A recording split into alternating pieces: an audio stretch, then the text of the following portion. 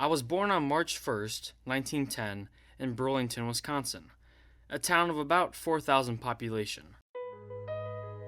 Dr. Mohs and I shared an office that was very small. His number one saying was, never give up. I think he wanted to cure cancer. That was something he inspired to do. And when he developed this procedure, he knew it was helpful. He knew it was helping people, and I think he took great pride in that. He was a very hardworking man, and it was tough to keep up, to be honest with you. He was meticulous. He was obstinate. He wouldn't give up. He would pursue that tumor as far as it would go. If it, started out at the chin and went into the brain, he was going there. He was following.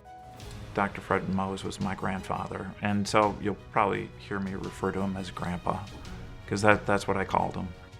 Mohs surgery, it's like, you know how rare that is to have someone that they have created something like this and their name's attached to it, and then there's a whole fellowship attached. This is such a rare thing.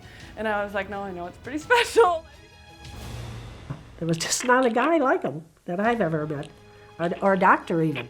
He was heroic. It's hard to be as heroic as he has been. I remember the physician reaching out and touching my shoulder when I told her I was his great-grandson, as though I was precious.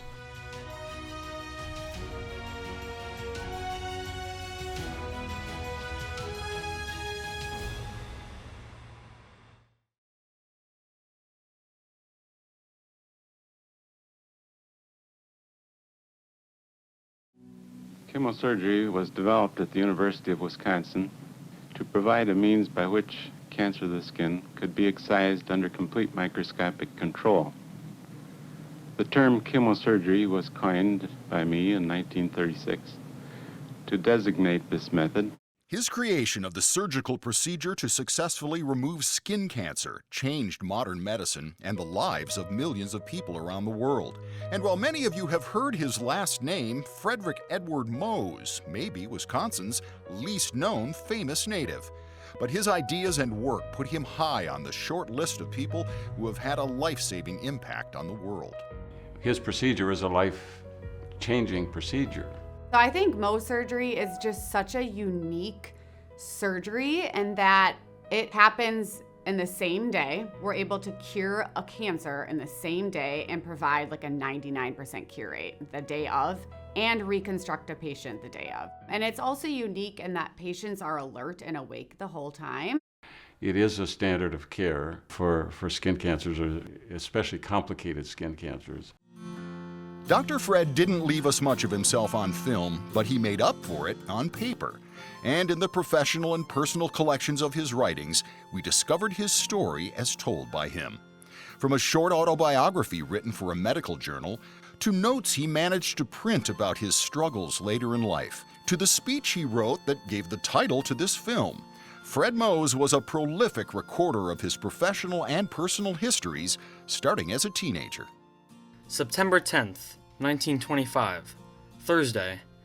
Succeeded in getting permission to take 5 subjects so as to enable me to finish high school in 3.5 years instead of the usual 4. This journal, written by Fred Mohs when he was 15 and 16 years old, gives extraordinary insight into the life that formed the physician who would cure skin cancer. My father died 3 months after my birth. The doctors thought he had typhoid fever at first, but they later found he had tuberculosis. My mother was anxious to save the money my father left, so we children, my brother Carl, my sister Ruth, and myself, could have a good education. So she worked first in a blanket factory and later in a department store.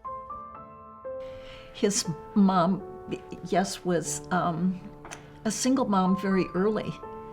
His mother ran a boarding house, so they had strangers in the house and not much money. She was a strong lady.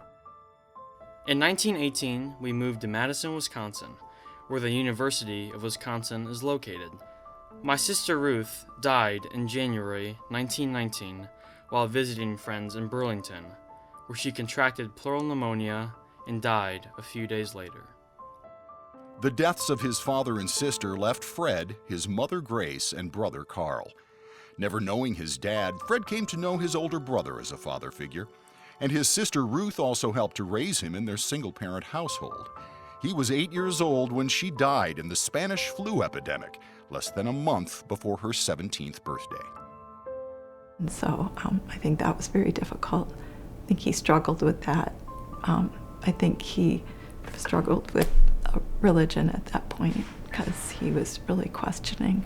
I remember hearing a story that he prayed the night before she died, through the night, that she be saved, and then she died the next day. And I think that was a hard thing for him to grapple with. And so I think he had to learn acceptance.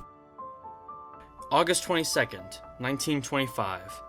Had another argument on religion. I asked George if he believed the soul was capable of thinking, and he said yes.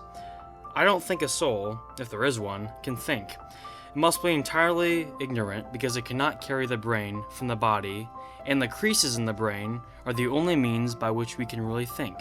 It is rather interesting to argue about such subjects. Questioning his faith, as many people do after tragedy, young Fred Mohs devoted himself to science. Inventors like Thomas Edison and Henry Ford fueled a spark of inspiration that he carried throughout his life. First, electronics, specifically shortwave radio, captured his attention. June 19th, 1925. For some time, my hobby was stamp collecting. I collected 3,000 or 4,000 stamps, and then took up radio, which proved to be a most interesting hobby. This was in about April 1921. My first set was a crystal detector outfit, which I built with the help of R.B. Lewis. In October 1923, I obtained my government transmitting license. The call letters assigned to me were 9C01. He wanted to be a radio engineer initially.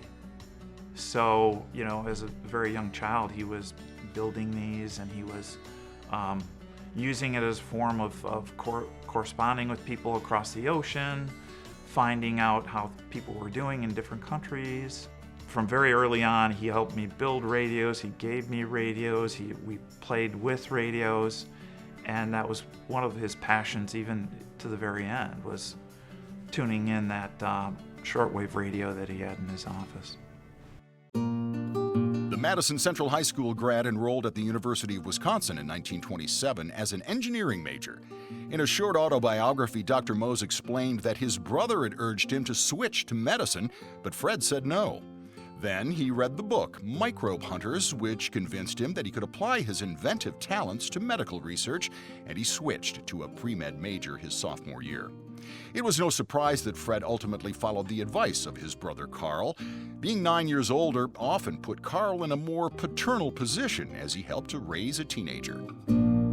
Carl graduated from college in June 1924 and married Doris Baldwin in September. He entered the contracting business, where he did unusually well. He also does a real estate business by himself. September 27th, Sunday. Had a quarrel with Doris because she wouldn't let me take the Buick up to the YMCA for a while. She's afraid I'll get it in a wreck, she says. Carl would probably let me take it if it wasn't for Doris. Doris and Carl made Fred an uncle at the age of 15. January 28th, 1926, Thursday. Carl Edward Mohs, born at 9 p.m. We are very glad that he is a boy. February 27th, 1926. Took the baby out for a ride. He seems to enjoy it. He looks like he will be a husky man. Fred Mohs was beginning his cancer research as the nation hit the Great Depression in 1929. He was the prize student of Dr. Michael Geyer, an esteemed zoology researcher who saw Mohs' potential as an undergrad and saw to it that his young protege stayed in Madison for medical school. Mohs' cancer research involving rats was the foundation for his groundbreaking procedure. He learned this technique for cutting and for processing the tissues when he was in college. So it was the speed and the efficiency and the simplicity of it all that really appealed to Dr. Mohs. And that's why he put two and two together and said, well, we do it with rats, we can do it with people. This 75-page handwritten thesis entitled The Cancer Problem helped Fred earn his medical degree and an internship. Always a great believer in efficiency, the young Dr. Fred Mohs graduated and got married on the same day, June 18, 1934. Mary Ellen Reynolds, the sister of a future Madison mayor, became his wife, and then they left that day for his medical internship in Portland, Oregon. It would be the only one of his 92 years that Fred lived outside of Wisconsin. When he returned, Dr. Mohs went back to the university, where he took his first patient for microscopic chemosurgery in 1936. So Dr. Mohs really saw a different kind of patient. Nowadays, we don't really understand what skin cancer can do. Small cancers are easy to remove, but larger cancers, they erode over a long period of time. They stink. They can destroy, they can eat a face away. Well, these are pictures like I remember when I first came there, these huge tumors. A lot of the patients in Wisconsin were farmers because they had the, out in the sun, the usual stuff, and they would have these huge tumors. One of the things that they would say is, we'll radiate it, and then the tumors just kept spreading and getting bigger, and finally the radiologist would go, well, there's nothing I can do anymore. I'll send you to this guy, Fred Mohs, and Fred Mohs would take care of it, and the patient would be free of cancer. Or the other thing they would say is, well, according to, this rule of law, I have to take a chunk that's this big by this big. So they would take massive chunks of tissue out and then just say, okay, well, I took a big excision out, so we got it, probably. But nothing was checked. Checking small tissue samples for cancer under the microscope distinguished Fred Mohs' procedure from previous cancer treatments. By taking thin layers, he was able to remove all of the cancer with a minimum of healthy tissue. But at first, the medical community was unconvinced, largely because he used a chemical paste that already had a bad reputation. So when he's using this fixative paste, there are a lot of other people that are out there calling the paste, black magic. Using the fixative paste wasn't anything that was really new at the time, and there were a lot of people that were, doing it, but not using the Mohs procedure with it. Those people often falsely claimed that the paste itself was a cure for cancer, whereas Dr. Mohs used the zinc chloride paste to keep the tumor in place and expose the cancer cells, just one part of his highly successful treatment. The paste was painful.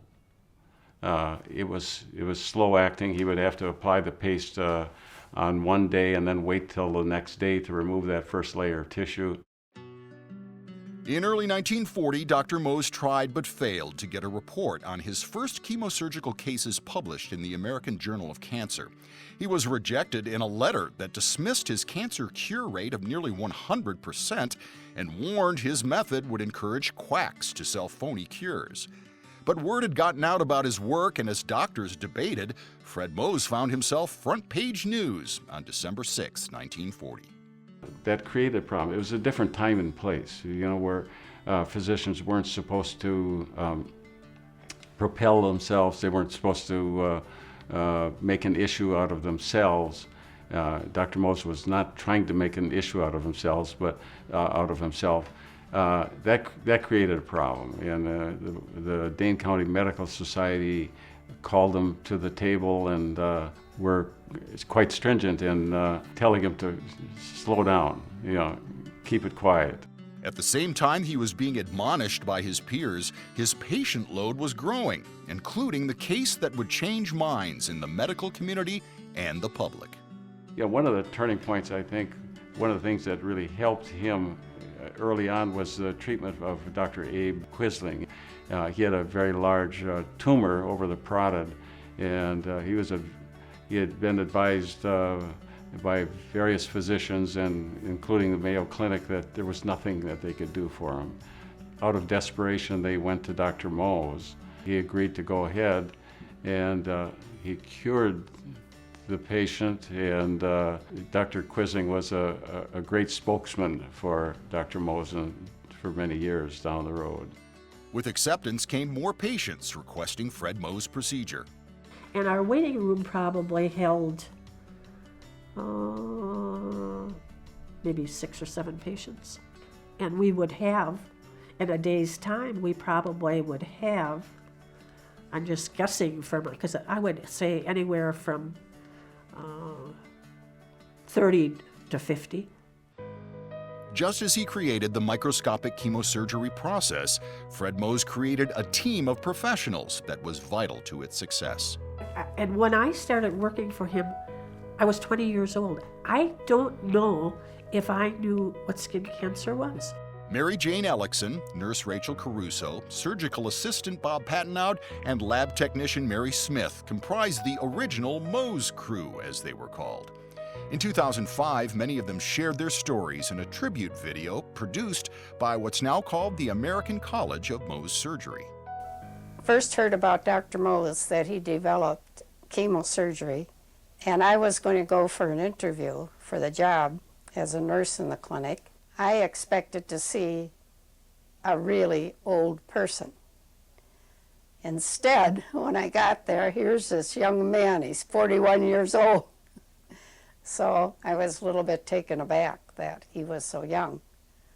So I decided, well, somebody that young must have a lot of brains if he already developed this technique, so it should be kind of fun to work for him.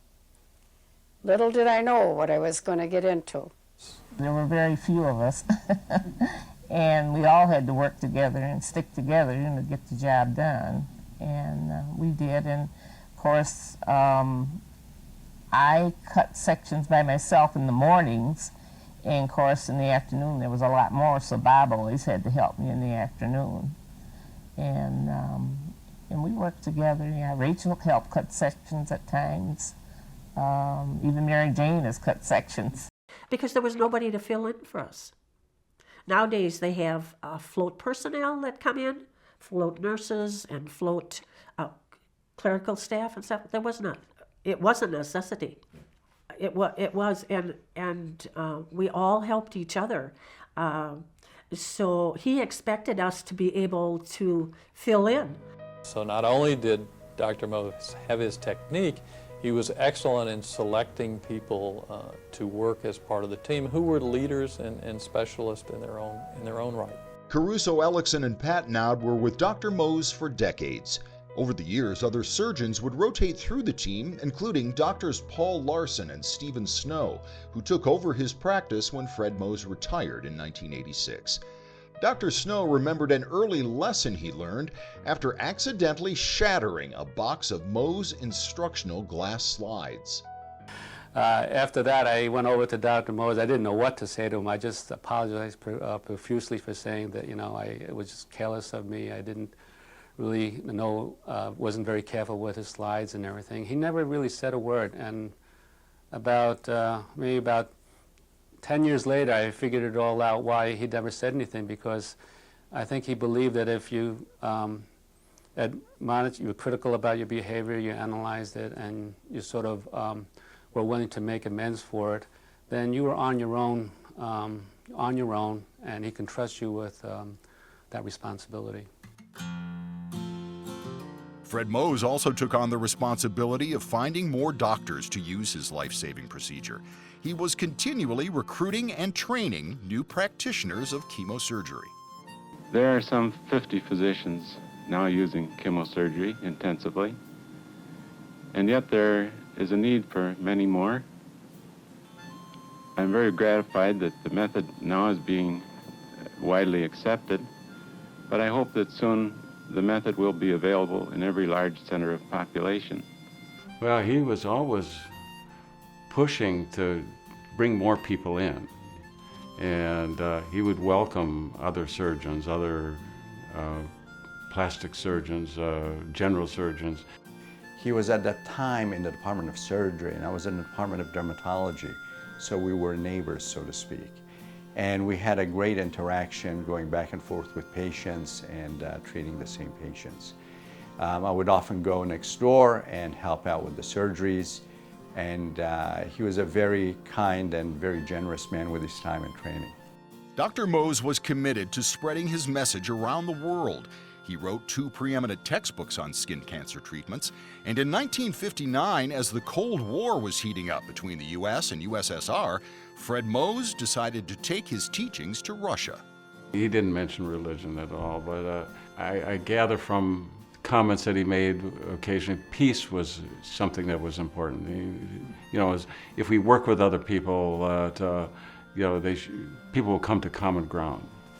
And he thought one way of doing that would be to go to Russia. I remember when he went to Russia, he learned Russian so that he could give his presentation in Russian. I don't know that he did very well. I think halfway through they asked him to stop and speak English instead. But the fact that he even thought he could do that and that he would take the time to do that, I thought was very impressive. Russia was one of the many passport stamps Fred Mohs collected in his life. Sometimes he took his family along. He and his wife Mary Ellen had 3 children, Fred Jr., Tom, and Jane. Travel is another passion Fred Mohs developed as a teenager and passed along to his kids. The boys took a freight car, rode a freight car to Chicago. Fred might have been 15, 16. Tom would have been 13, 14. Fred took a motorcycle and spent a summer in Europe by himself. And he was 17, I think. Fred Jr. Fred Jr. Yes. Fred Jr. August 14th, 1926. Maury and I started on a trip, bumming rides in automobiles. Left Madison at 4 p.m. and reached Belvedere that night. Slept in tourist camp and met a man named Slack. In the morning, rode to South Bend, Indiana with him. August 19th, reached Niagara and slept in Catskills. 21st, saw a man killed west of Albany. Reached New York via New Jersey. Saw White Way and nightlife of New York. Slept rooming house on 23rd Street. 30th through Chicago to Rockford, Illinois. August 31st, reached home at 10 a.m. Trip cost $28 apiece. Grace Mohs gave her youngest child a lot of independence, which he seemed to use responsibly. The widowed single mom also instilled a work ethic that would become a hallmark of his medical career. August 29th, 1925, Saturday. Worked 4 hours at Perrin's. Monday, August 31st. Worked 9.5 hours at Mrs. Perrin's and 1 hour at Mrs. Wilson's. Tuesday, September 1st. Worked 8.5 hours at Shorewood, chopping out stumps. June 28th through August 14th. Worked 9 or so hours at Shorewood every day except Sunday. First of all, he was a very hard worker. He didn't ask anybody to work, harder than him. He would go in 6 days a week at least, if not 7. But he did most of his dictation, I think, during the night or after hours. We would come once in a while and he would be sleeping on one of the operating tables. Dr. Mohs was a very hard worker, and of course he expected us all to work hard too, in which we did, and we all really enjoyed it. And he was a man of very few words. I've never heard him in all the 17 years that I worked for him ever raise his voice. I never have. I don't know if he did, but I had never heard him. He was no nonsense. He wouldn't, he would just, let's do it. Fred Mohs approached medicine with a mechanical frame of mind that created a surgical process from beginning to end. There was nothing laid out to Dr. Mohs when he started. And so he had to think, well, how am I going to cut this?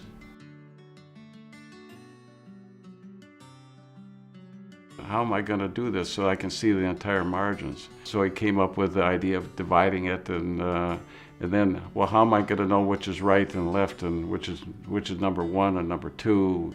He had to just go from there. That's why he was the first Mohs technician.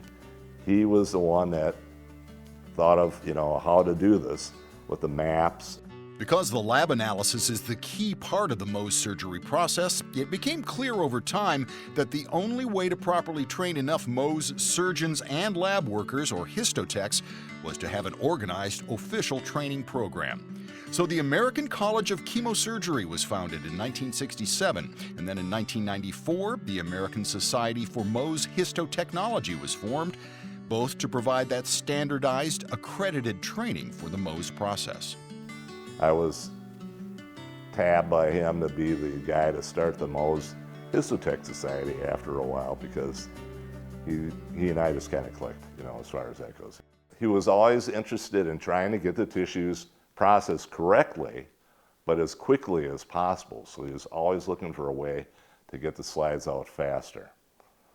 So one of the ways to do that was to have properly trained techs that didn't have to spend so much time correcting their mistakes. Dr. Mohs was not always that enthusiastic about the organizational type of thing. He thought it would interfere with people coming in. But I think he eventually realized that it was really important to have the formal training programs, the lengthy training programs, and that it actually brought more people in. It gave a level of expertise that just was not there before. Dr. Fred personally trained each of the 22 other founding members of the Chemosurgery College, some of whom would themselves make notable advances in the technique. The biggest of those was the change from fixed tissue to fresh tissue surgery. Instead of using the chemical paste on the tumor area, local anesthetic was injected, eliminating the longer time and pain caused by the paste. First done by Dr. Mohs in 1953, fresh tissue became common practice in the 1970s. Without the chemical, it was no longer chemosurgery, and in 1985, the name was changed to Mohs surgery. Fred Mohs' professional and personal lives were interwoven. He raised his kids and grandkids much like he taught upcoming surgeons, letting them observe, then learn by doing, with minimal involvement from him. He didn't do a lot of directing. He would take us down into his workshop, and that was a happy place for him. And he would take us down and we could experiment with the tools. And he'd say, well, here, have you ever seen this? And he'd pull something out and kind of let you try it. And he might tell you what it did and then just kind of see what you did with it.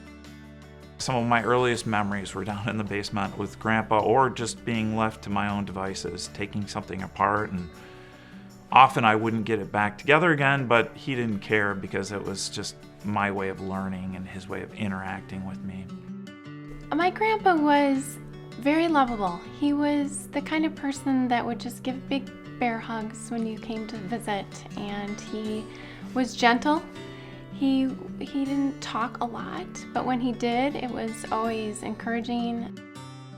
When we would say goodbye to Grandpa at the end of a visit, he would ask us if we'd want to be flown out to the car. When we came to visit and it was time to leave, he would take us in his arms and fly us out to the cars. Pick us up and we'd, make the wings, and he'd fly us out to the car because he was big and he was strong. That's how I thought of him, as this big and strong guy. Dr. Mohs also created a unique holiday tradition in which he shared his work and knowledge with his family. In our stocking was always samples of sunscreen. I don't think other families, most people got candies or little gifts or something, but we got sunscreen. And after we did the stockings and opened up the gifts, and it was always a wonderful big Christmas tree with lots of gifts, he would show movies, slides, and the slides would be of his surgeries. So they were noses, being operated on, and cancerous sores, and I am sure that no one else had a Christmas like that. That was interesting. I was very proud that we could endure such gruesome pictures. I remember him showing and talking through all of his research and his patients and what he was able to do, the different stages of treatment, and teaching us and passing down the lineage of what he had accomplished to the family. that was his life.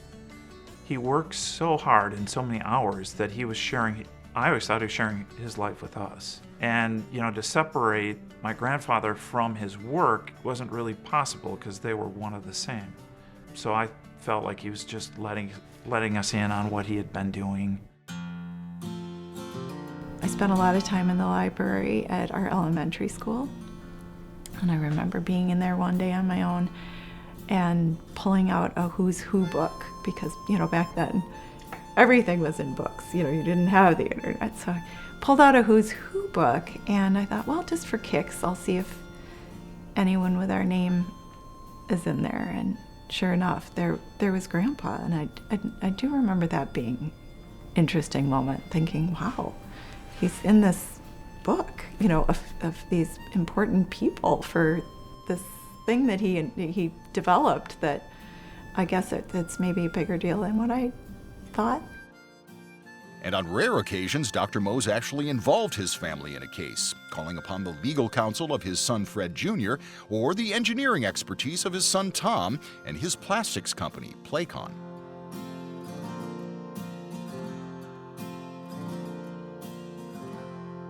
As he did some of these significant surgeries, he'd remove some people's noses.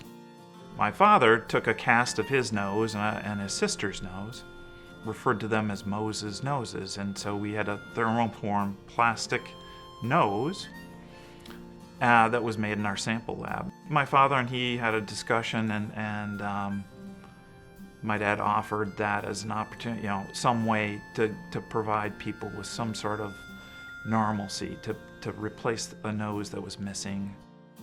And so we always got a kick out of it because they would think that that's all we made, but you know, we just did it as kind of a way to support my grandpa.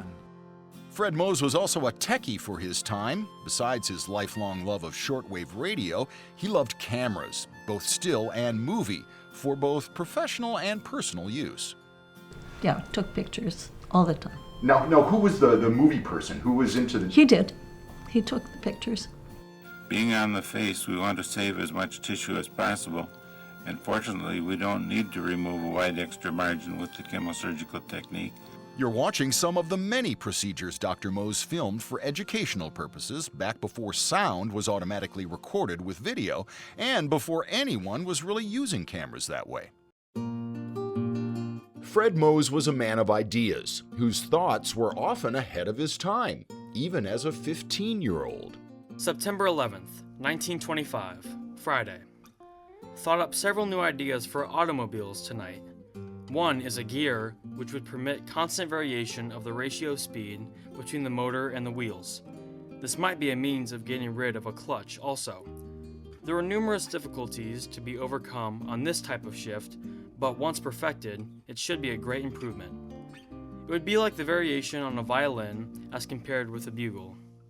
That was basically a description of an automatic transmission, which wasn't in mass-produced cars until 1940. Fred's 1925 journal entry continues on the subject of cars.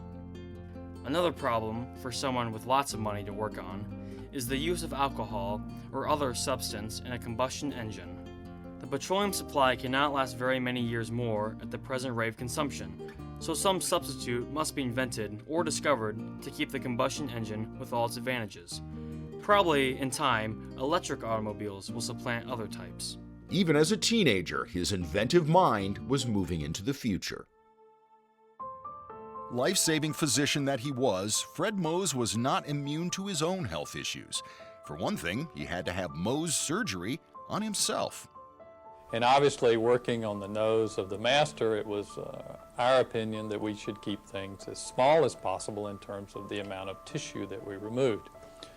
Rachel, who'd been the nurse and obviously was in charge of the clinic, was encouraging us to take perhaps a little larger layer, and we were resisting that somewhat. In any event, we were able to get the tumor out completely and did, I think, close it with the reconstruction, and it turned out fine. And actually, he delighted for years in showing me his nose. And indeed, I think a couple of years afterwards, we actually presented his case his surgical case at our annual meeting, and I believe the talk was entitled Mohs Surgery for Mohs Nose. In 1979, Dr. Mohs was diagnosed with myasthenia gravis, a chronic autoimmune disorder between nerves and muscles, causing muscle weakness, including double vision and drooping eyelids that were sometimes held open with tape. He refused to stop working, though. Always the dutiful scientist, Fred Mohs tried to document his own condition as he was going through it. The tentative print is another sign of his loss of muscle control. He gave these pages to Mary Jane Ellickson. He talks about the progression of it. His eyelids would close, and his speech would not be good. And in the early years, you could tell by the end of the day when he was speaking that having difficulty. And Rachel would tape up his eyelids so that he could read the slides and do the surgical procedure. I think I was in college or late high school, but somewhere in that time period. And so I went in, I had a small wart on a toe, and he went to shoot me up with the local, so he had the syringe in his hand and he was shaking. And I'm like, oh gosh, I love him. And so he had moved closer to my foot, and right at the last moment, the shaking stopped and it became very still, and it worked perfectly. And then he did the same thing with his scalpel when he was going to remove the wart. And so he had it in his hand and it was shaking like this, shaking. And I'm like, oh God, I love him. And he goes down to the area, and right the last moment became perfectly still and went whoosh, and removed it just with total perfection. But I remember thinking as I walked out that was the last time. And that he was near the end of his career, because the hand tremor was just a little too significant. And I couldn't imagine him doing that for massive surgeries. But even to the very end, he had great precision. He just stilled the hand at that moment, and like an artist. I mean, it's perfect. Would they allow someone to do that today?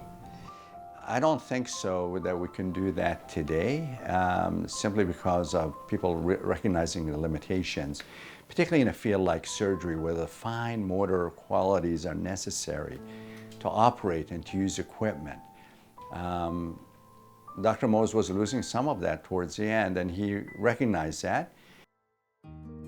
Although he officially retired as a surgeon in 1986, Dr. Mohs kept regular office hours for several years after, consulting with patients.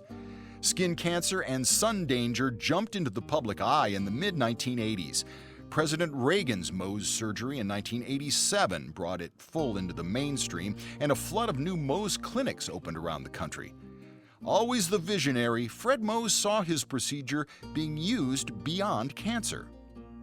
He wanted the technique to be used not only for skin cancers, he wanted it to be used in other medical issues, such as ischemia and gangrene, to delineate necrotic tissue from viable tissue. He felt that had a place with Mohs surgery. You can get very precise removal of the damaged tissue without affecting the healthy tissue. Perhaps you can salvage a limb, you can salvage a finger that way. Dr. Mohs' involvement in public health also extended to other serious threats. He was an early critic of tobacco and smoking. But don't jump to conclusions. I remember when I was living at home here, and sometimes I would jog down to my grandma and grandpa's house. I would come and say hi, and he'd be working out on his yard, and he would come up and he would tell me that there wasn't really any use for running or jogging, exercise, because there's enough exercise in your daily life that you didn't have to do this extra type of exercising. Mary Ellen Mohs, Fred's wife of 60 years, died in 1995. Right after my grandmother passed away, she had a stroke and died shortly thereafter. He was at home, and it became apparent that he had some form of dementia or Alzheimer's. He lived in his home for quite a while with help, and then he moved into a facility. After Dr. Mohs retired, Rachel and I would meet him for dinner, take him out for dinner. And Mary Jane usually planned the trip, and we try to take him out for like 3-4 hours. And we used to take him out to the countryside or to places, tried to pick places that he hadn't been. I was told at the last facility, he lived at night, he would tuck everybody in, and he would go from room to room and say goodnight, make sure everybody was in bed and doing well. Frederic Edward Mohs was 92 when he died in 2002. He left behind a mountain of legacies, including the archive collection so important to this film, the UW Mohs Clinic, a skin cancer research chair, and an ongoing fellowship in his name at the University of Wisconsin. The fellowship I received, I'm so grateful for. It's a donation from the Mohs family to basically give money towards skin cancer research. I designed a skin cancer clinic for high-risk patients. And so they're unfortunately left with sometimes hundreds of skin cancers. And so a lot of my research is on how we, prevent those skin cancers from forming, and also the best ways to manage such a high burden of skin cancer. And while the procedure itself is essentially the same since he invented it in 1936, Mohs surgery has improved with science. It's evolved. We're using a lot more specific stains that allows us to see previously difficult tumors. So immunohistochemistry, as it's called, has enabled Mohs surgery to see invisible tumor cells that were before unresectable. Other techniques involve perhaps seeing the tumor on the patient without necessarily cutting it out using optical techniques. That allows us to cut more rapidly the area of involvement and have less layers or less time involved in this current technique. Although none of his 3 children or any of his grandchildren are doctors, 4 of Fred Mohs' great-grandkids are in medicine. I'd love to be involved in the development of something that would be, have a large impact on healthcare. Whether that be in, developing like some sort of biomedical device or developing some sort of like cell therapy or something to treat, certain disease. I just want to be, involved, make some sort of impact. I'm going into internal medicine. When I found out how big of a person he was in medicine, and I'm learning about him on lecture slides, and it's like, he's there, and you tell people that name, dermatologists go crazy, So when I figured that out, then that made me be like, I was very proud of that. Going through medical school, I was surprised to see, his name mentioned in lectures very early on in my training, and even having, exam questions about him on my boards and, early on in my training, that was really cool. But I think having the connection of both of us, being in medicine would be special to him, and I think he would be proud of that. I would say there's the legacy element that I will carry into my practice for the rest of my life. I know that I probably won't be a great researcher, and I may never come up with a groundbreaking discovery to cure cancer. But I can help patients in their everyday life and change the way they live. And that's something that's very special to me, is that I had a great-grandfather who was able to help people in the same way. Perhaps his biggest legacy is the fact that Fred Mohs was more interested in medicine than money. His desire to make his surgery available to whomever needed it took precedence over things like commercial licensing that could have brought in untold wealth.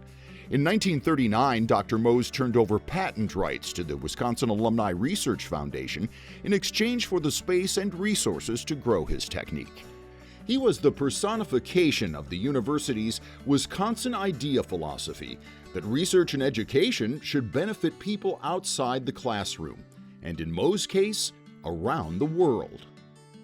As far as his work was concerned, it was very important to him that it not be licensed in any way. He wanted to make sure that anybody could use his procedure worldwide. I think he had a grander view of his procedure, not just to make money or to be successful, but to help people, to this day, there are so many people that are alive and owe that to my grandfather. But he did it humbly. He did it with a sense of purpose, and I think that's his legacy. He wasn't braggadocious about it. He didn't live in a huge, massive house. He was very conservative about the way he lived. But he wasn't conservative about his work ethic and his giving.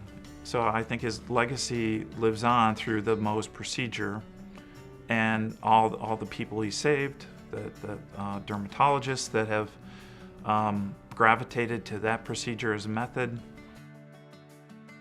History of a Life of Good Luck was the title of one of Dr. Fred Mohs' last lectures to his colleagues. He said he'd already talked enough about the history of Mohs surgery, so this speech was more about how he saw his life. And while he might give credit to good luck, his is also a history of a life of hard work, combined with exceptional talent and a vision for success that gave him unwavering confidence to make medical history. He wouldn't shy away from any. I mean, he would take out eyes. He would go down the perichondrium, the lining around the heart. He would take bone. But again, these were serious problems. I mean, it was a choice for the patient between life and death. A man who lost half his family to disease as a child devoted his life to saving others from one of the most threatening diseases known to humans. In 2015, the Wisconsin State Journal reprinted its 75-year-old editorial about Dr. Mohs and his work, calling the 1940 article one of the greatest stories we have ever printed. He was heroic. It's hard to be as heroic as he has been.